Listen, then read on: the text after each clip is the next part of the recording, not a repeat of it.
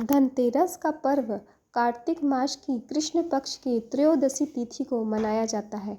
यह दीपावली पर्व का पहला दिन होता है। इस दिन भगवान धन्वंतरी और भगवान कुबेर की पूजा की जाती है। आइए सुनते हैं राजा हेम और उनके पुत्र की कहानी। बहुत समय पहले एक राजा हेम नाम का राजा था। उसके पुत्र के जन्म के बाद ज्योतिषियों ने भविष्यवाणी की कि उसका विवाह के चौथे दिन सर्पदंश से मर जाएगा। यह सुनकर राजा बहुत दुखी हुआ। जब राजकुमार बड़ा हुआ और उसका विवाह तय हुआ तो विवाह के चौथे दिन उसकी मृत्यु का समय नज़दीक आने लगा। मृत्यु से बचाने के लिए उसकी पत्नी ने एक उपाय किया। उसने अपने पति को एक कमरे में बिठा दिया और कमरे के बाहर बहुत सारा सोना, चांदी और गहनों का ढेर लगा दिया। उसने दियों को जलाकर कमरे को रोशन कर दिया। रात को जब यमराज सर्प के रूप में वहां पहुंचे तो उनकी आंखों में तेज रोशनी और गहनों की चमक पड़ने लगी।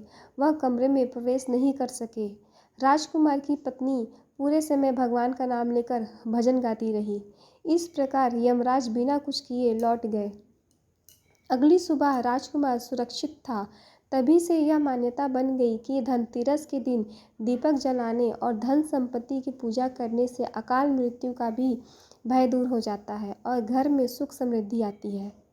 इस पूजन का महत्व: इस दिन धन की देवी लक्ष्मी और भगवान धन्वंतरी की पूजा की जाती है। घर के मुख्य द्वार पर दीपक जलाया जाता है ताकि यमराज अकाल मृत्यु को टाल दे। इस दिन नया बर्तन, सोना या चांदी खरीदना शुभ माना जाता है।